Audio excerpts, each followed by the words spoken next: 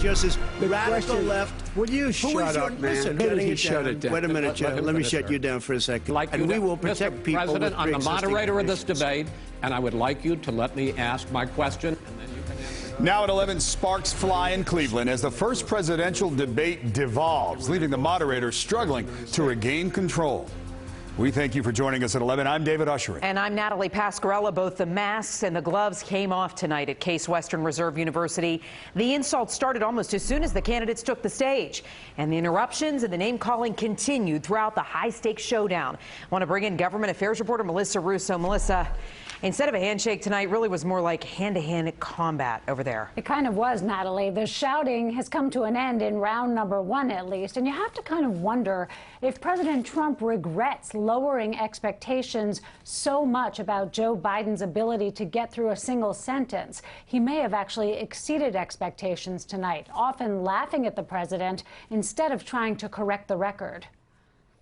Folks, do you have any idea what this clown's doing? They call it Do you have any idea? Socialized medicine. As millions of Americans tuned in, Joe Biden tried tuning Trump out. Well, he's just shush for a minute. Biden clearly attempting to speak directly to voters. You folks at home, you folks living in Scranton and Claymont and all the small towns and working class towns in America. But President Trump was all about Biden, interrupting him and trying to throw him off his game. Because the question is, Justice, radical left. Will you shut up, man? Listen, Moderator Chris Wallace repeatedly chided the president. Well, frankly, you've been doing more interrupting. Well, I guess I'm debating you, not him, but that's okay. I'm not surprised. Wallace tried to pin Trump down on reports he paid only $750 in federal income tax back in 2016. Will you tell us how much you paid in federal income taxes in 2016 and 2017? Millions of dollars. You paid millions of dollars? Millions of dollars. So yes. not 750. Millions of dollars, and you'll get to see it. And you'll get to see it. But let me just tell you, I'm going to eliminate the Trump tax cuts, and I'm going to eliminate those tax cuts, and make sure that we invest in the people who, in fact, need the help.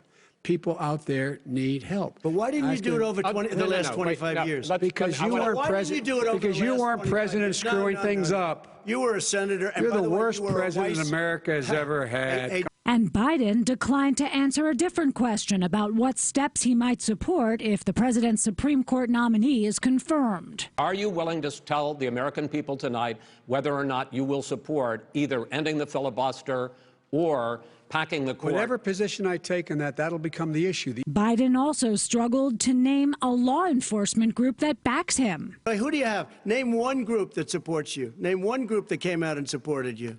Go ahead. Think. We have time. On the pandemic, they battled over masks, the economy, and the death toll. If we would have listened to you, the country would have been left wide open. Millions of people would have died, not 200,000. This is the same man who told you by Easter this would be gone away. By the warm weather, it'd be gone. Miraculous, like a miracle. And by the way, maybe you could inject some bleach in your arm, and that would take care of it.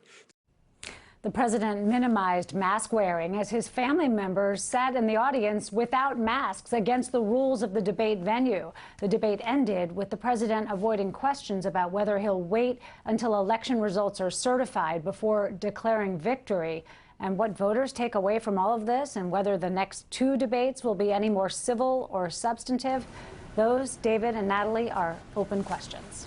Melissa Russo, able to sort through a dizzying 90 minutes. Thank you for doing that, Melissa. And as she suggests, there were a lot of topics tossed around, a lot of claims by the candidates, which happens in debates. NBC News had a rapid response team focused on fact-checking. So let's highlight just a few moments of the debate. And there's 100 million people who have pre-existing conditions, and they'll be taken away as well. Those pre-existing conditions, the insurance companies are going to love this. All right. There aren't 100 million people with pre-existing conditions. As far as the say is concerned, the people already had their say.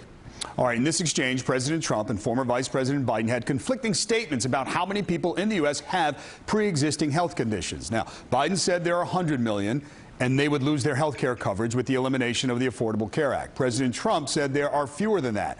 So studies on the topic really show a range that could make both men correct. The Kaiser Family Foundation estimated in 2018 that at least 53.8 million adults had a pre-existing condition that would likely make them unable to buy insurance. There was another study by Avalier estimating that 102 million Americans had pre-existing conditions that would make them unable to buy insurance.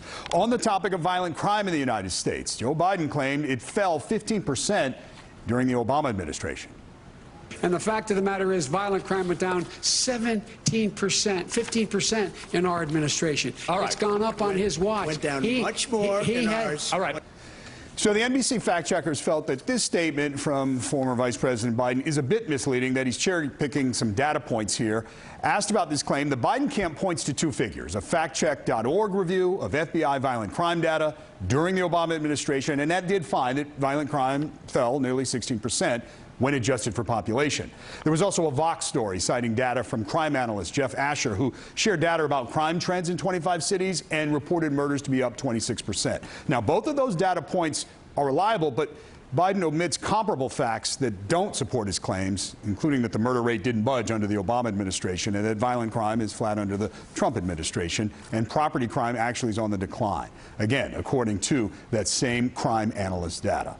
And one other tonight, President Trump also claimed that Biden called black Americans super predators. With racism. He did a crime bill, 1994, where you call them super predators, African Americans, the super predators, and they've never forgotten it. They've never forgotten it, Joe. Fact checker saying this really is not right. It's false. It was Hillary Clinton, actually, then First Lady, who used the term super predator to advocate for that 1994 crime bill. Joe Biden did co-author that bill more than 30 years ago. He did warn of predators in a floor speech in support of the bill, however. So obviously a lot to comb through, all the comments made by each candidate, and the fact checkers will continue to do that. And for more fact checking, go to NBCnews.com. Natalie? David, you're right. Our coverage of tonight's debate continues on NBCNewYork.com and our NBC4 New York app. You'll find some highlights from and response to tonight's face-off.